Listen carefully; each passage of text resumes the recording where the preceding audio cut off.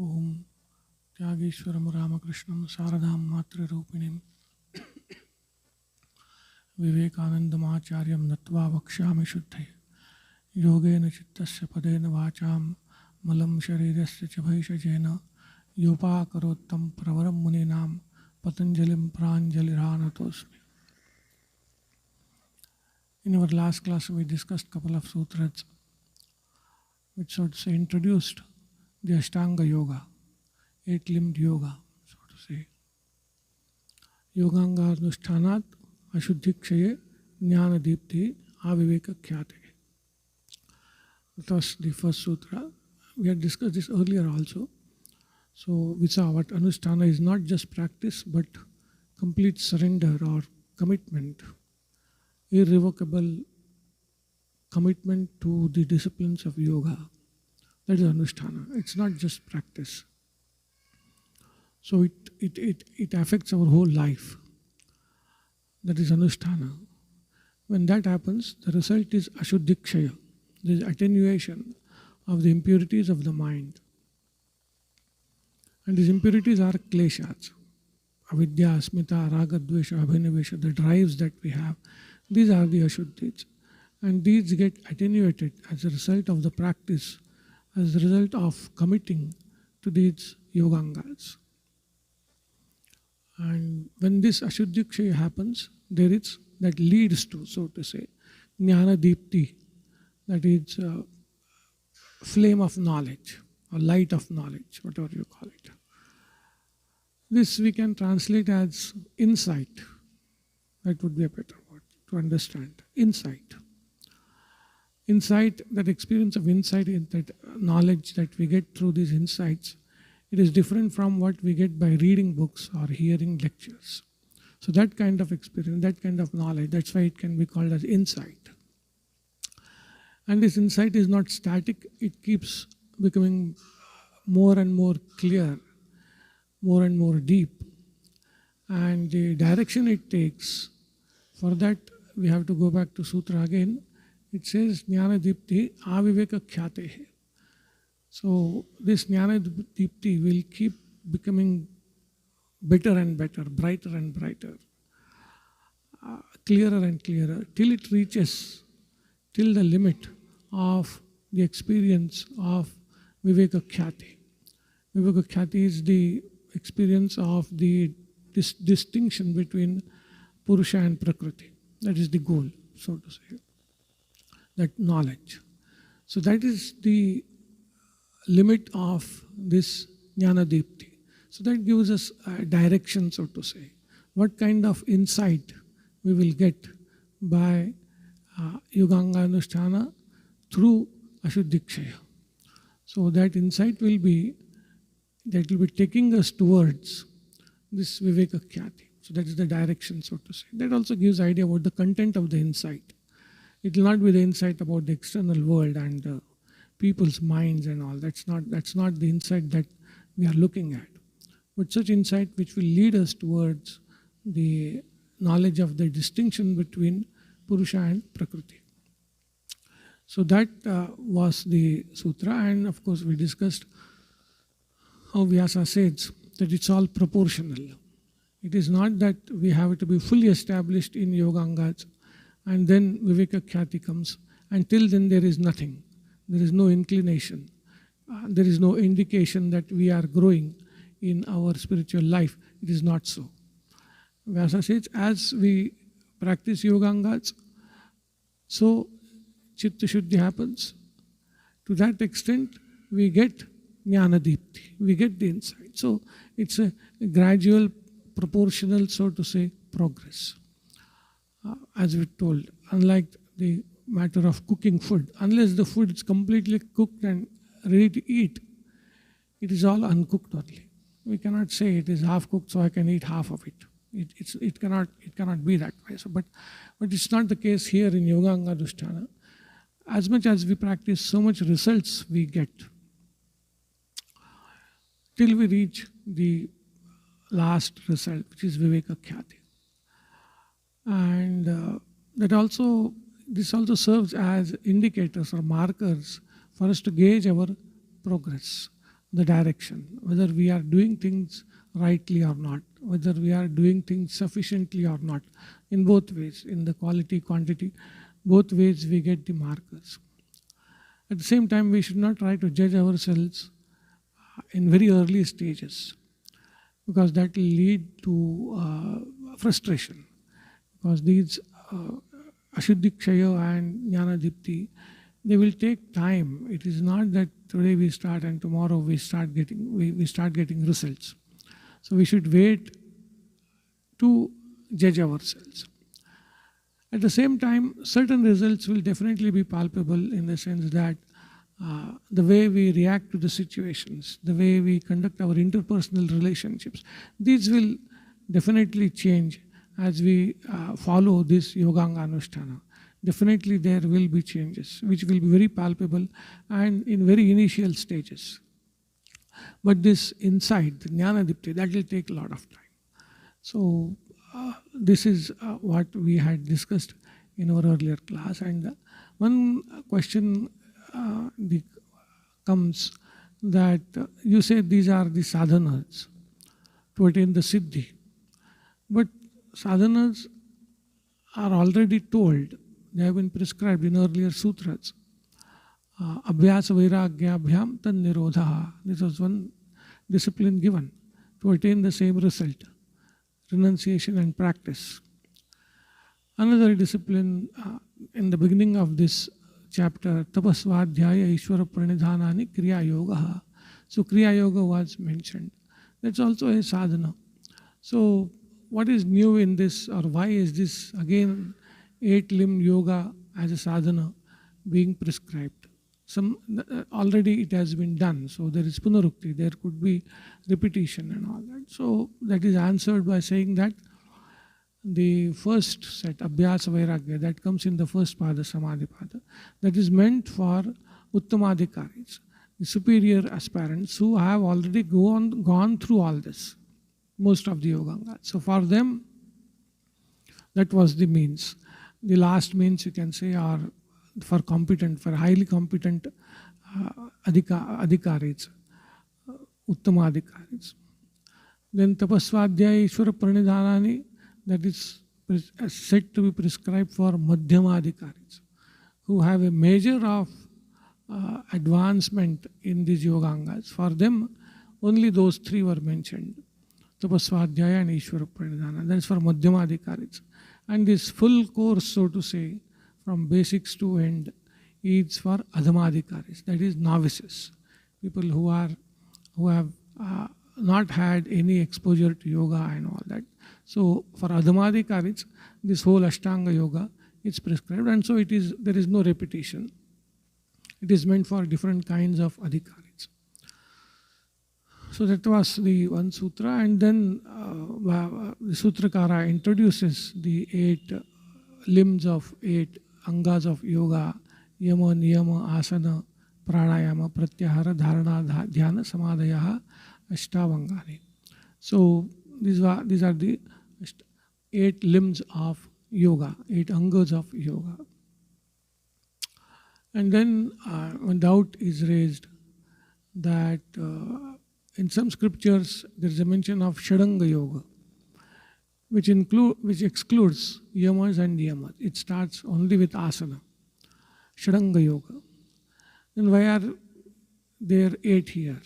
What is this yama niyama? Scripturally, how is it possible? Then from a logical point of view also, the question is raised, what have yamas and niyamas to do with all these? That we saw in the last class. Yama and niyamas prima facie are moral and ethical disciplines. Yama and niyama. These two are moral and ethical disciplines prima facie. They have very deep meaning, we'll see as we go through them. But prima facie, these appear more to be moral and ethical disciplines. So what have these to do with samadhi? That question comes. That question is also asked. So from scriptural point also and logically also, they want to know what is the role of these yamas and niyamas in this scheme of things. We want to attain samadhi. Okay, start with asana. That seems logical you sit in a firm place and then like in a firm posture and all that. Pranayama, pratyahara, all that is fine. But what have these disciplines, moral, ethical disciplines, what have they to do with samadhi? That comes a logical objection. And the answers are given. The scriptural objection, it is answered by saying that Shadanga Yoga is correct, but there itself Adhikari is mentioned, and Adhikari is mentioned as the one who is established in Yamas and Niyamas. So scripturally, Yamas and Niyamas, in that context, they are included in the Adhikara, in the eligibility. So again, it all boils down to 8 limbs. So either you become Adhikari by practice of Yama Niyama and then follow Shadanga Yoga, or you say I am not Adhikari, so I start from Yama Niyama.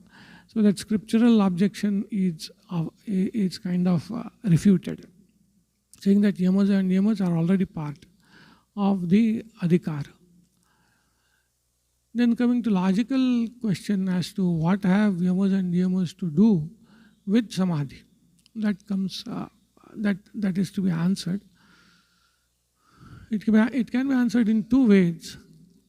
One is through the, so to say, the process of it, how they contribute to Samadhi. So we see the earlier sutra, it clearly mentioned the role of these Ashtangas, their Anusthana. They are to lead to Ashuddhikshaya, attenuation of impurities. So that is one part.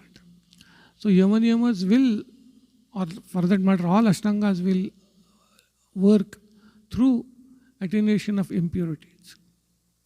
That is one part. Secondly, in earlier discussions, there was actually the Bhashyakara had given example of washing cloth. You want to wash a piece of cloth. First, you just shake it off. And when you shake it off, a lot of grass dust, dry dust, that is got rid of. But there is some dirt still sticking, so you put it in water and beat it, whatever you do it. Then that dust goes away. Still some fine dust is sticking to it, then we put chemicals and detergents and all that. So there is a process. These yamas and niyamas are meant to purify or get rid of very, very gross impurities of the mind. That is their role. As I said, all the angas have same role through Ashuddhikshaya only. But every one of them is not meant to tackle same kind of impurities or same degrees of impurities. These yamas or niyamas, these yamaniyamas are meant to tackle the sorts of grossmost of impurities. And that is why they become necessary.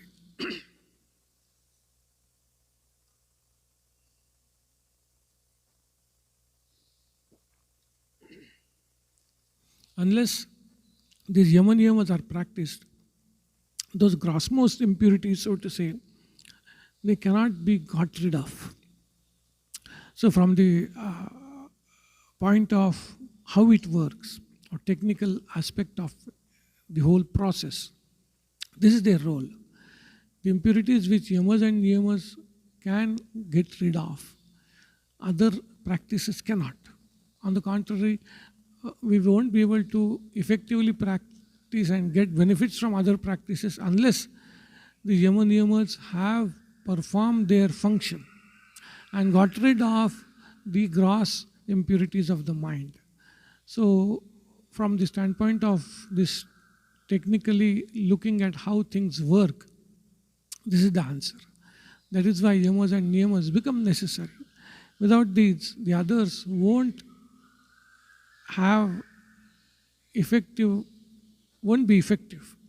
They won't have a field to play, so to say, field to effect, cause effect, unless the gross impurities are taken off by yamas and niyamas. Then only others will have, so to say, scope to work. So that is one answer given, logical. And from common sense point of view also, we should think that who is undertaking this practice or anusthana of yoga? A person who has, we go back to that Yoga Chaturviha, who has understood that Heyam Dukkham Anagatam. That is the goal of his or her life, to get rid of dukkha, misery, atyantika dukkha nivritti, completely, once for all, and Paramananda Prapti, and to attain infinite happiness. Such a person has tried or is convinced that worldly means are not going to be sufficient to get what I want. I am looking at Atyantika Dukkha Nivritti and Paramananda Prapti, and no worldly means are going to give me that. Now, such a person undertakes this practice or anusthana of yoga. Why would such a person have any objection in following the disciplines? No sacrifice would be great for such a person, because such a person knows what he or she wants, and also the futility of all other efforts or means, worldly means, to get me what I want. So yoga is my only recourse, only hope, and such a person won't have any objection in following yamas and niyamas. There are 5 plus 5. You give 10 plus 10 also, that person will be willing. You increase the number of yamas and niyamas, that person would be willing. Because that person knows what I am asking, what I am getting out of this, and how futile are all other efforts. The problem comes when people come to yoga for other purposes than Atyantika Dukkha Nivritti and Paramananda Prapti. Such persons will have this doubt. They will have compunction. They will have problems with this yamas and niyamas. So the purpose why a person undertakes this yoga also defines what would be his or her attitude towards these yamas and niyamas. A genuine spiritual seeker will have no objection in undertaking these yamas and niyamas, because he or she will understand, will know that they have a very vital role to play in this process of ashuddhikshaya. And no sacrifice would be great for such a person. So that is the point. And that is why we have to be wary, we have to be careful about certain set of spiritual disciplines propounded by teachers or whoever, books or teachers or whoever they are, who do not lay absolute emphasis on practice of yamas and niyamas. We have to be wary of such teachings, so to say. There are a lot of teachings who may not really lay so much emphasis on practice of yamas and niyamas. Maybe because they are not meant for true spiritual aspirants. Because these techniques of yoga, they will give some temporary results. They have that potential to give some temporary peace of mind, to give some semblance of happiness or semblance of peace of mind and semblance of concentration and all that. These yogic practices have that potential also. So if certain teachings want to tap into that, integrate those practices and promote and all that, then they may not really give so much emphasis on yama and niyama. But those who are talking about serious spiritual life, true and genuine spiritual life, they cannot overemphasize yamas and niyamas. This cannot be overemphasized. Whatever emphasis we give, it is less. Spiritual life that is built on yamas and niyamas has good and strong foundations. Whereas spiritual life that is built not on yamas and niyamas, it is like a building on a sand. It will not stand. So and that is why these yamas and niyamas are very, very important. Sri Ramakrishna, Swamiji, Mother, all of them. I mean, nobody has. They have laid great emphasis on practice. Sri Ramakrishna says, Satya is tapasya of Kali Yuga. It is one of the yamas. So, all of these, all the teachers, Gita is full of such disciplines which lays emphasis on yamas and niyamas. So we should not take them lightly. These yamas and niyamas should not be taken lightly. And these have the potential to change our life, so to say. Morning, how much long we sit in our meditation and all that, it's a different matter. People won't know. We also may not know what's happening there.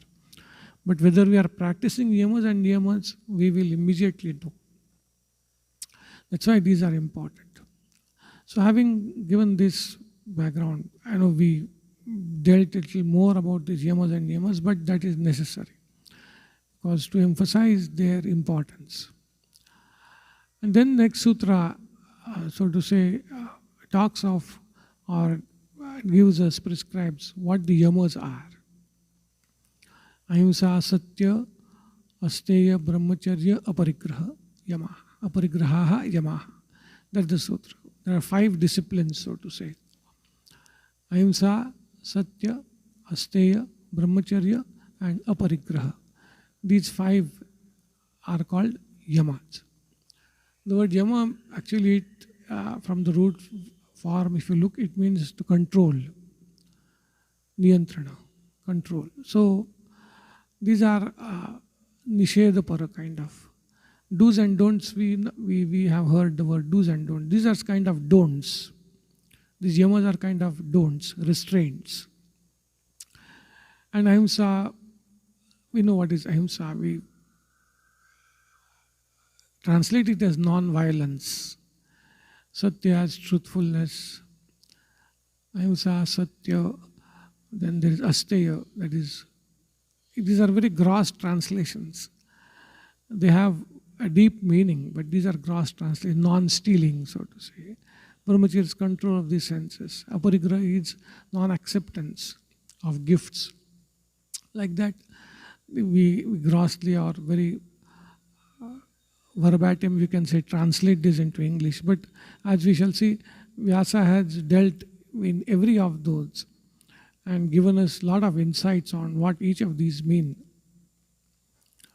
So first one is ahimsa, and as I said, we roughly translate it as non-violence. Vyasa says it is anabhidroha. Anabhidroha. Anabhidroha means, it can be understood as a lack of enmity. No droha. Non-enmity, so to say. So it's ahimsa is a state of mind in which there is absolutely no enmity, no droha. That state of mind is called ahimsa. And then Vyasa qualifies it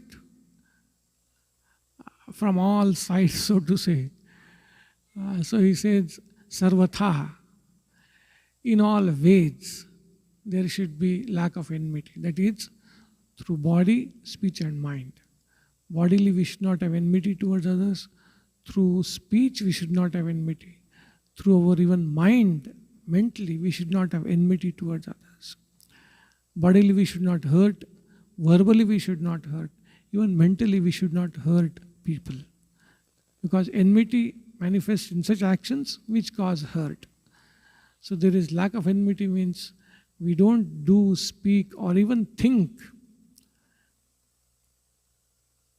about hurting others. So that is sarvatha, in all ways. Then it says sarvada, that is at all times. When we are comfortable, we may have a sense of lack of enmity towards all. But what when we are in trouble? What when someone else causes us trouble? What when someone hurts us? So he says sarvada, at all times, there is lack of enmity. That also brings to another subtle point, like sometimes we get angry. Now krodha, anger, it's a kind of enmity, it's a manifestation of enmity. Then we realize, then we may apologize. It's a good thing. We may apologize. We may say sorry.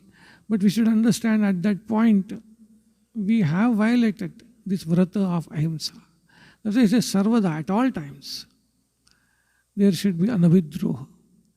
And then he says sarva bhutanam, of all beings, men, women, animals, our friends, foes, sarva bhutanam, of all beings, anavidroha, non-enmity towards everyone. That is what he says is ahimsa. So it's a state of mind. And we'll see how important it is. Vyasa himself will tell that. We'll see in our next class. Om Shanti Shanti Shanti. Harihi Om Tat Sat. Sri Ramakrishna Arpanavastu.